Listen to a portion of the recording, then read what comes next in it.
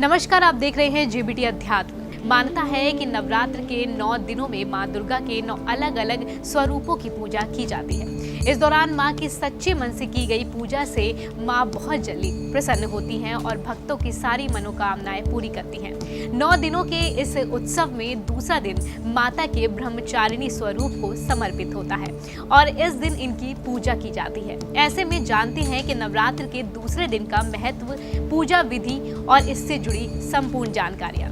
मां दुर्गा के दूसरे शक्ति स्वरूप को ब्रह्मचारिणी के नाम से जाना जाता है और शारदीय नवरात्रि का दूसरा दिन और देवी जी के इसी स्वरूप को समर्पित होता है।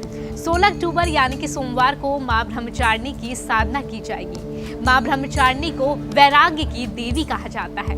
एक हाथ में कमंडल और दूसरे हाथ में जपमाला धारण किए हुए मां ब्रह्मचारिणी हम सभी साधकों को वैराग्य और तप का मार्ग दिखाती है। अब हम आपको बताते हैं कि आखिर मां ब्रह्मचारिणी की पूजा का समय और शुभ मुहूर्त क्या है।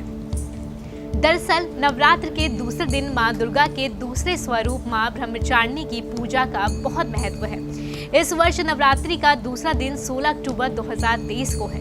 अभिजीत मुहूर्त सुबह 11:20 से दोपहर 12:06 तक है।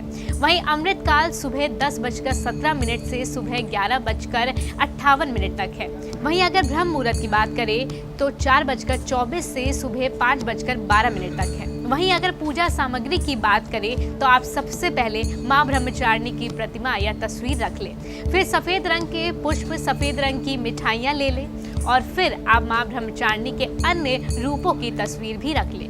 अगर आपके पास मां ब्रह्मचारिणी के अन्य रूपों की तस्वीरें उपलब्ध नहीं हो तो आप मां दुर्गा की ऐसी तस्वीर ले सकते हैं जिसमें माता के 9 स्वरूप दिखाए गए हैं। अगर वो भी संभव ना हो तो मां दुर्गा की प्रतिमा या तस्वीर भी उपयुक्त है, क्योंकि मां दुर्गा से ही उनका हर स्वरूप निहित है।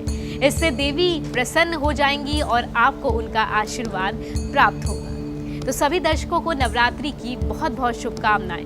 नमस्कार।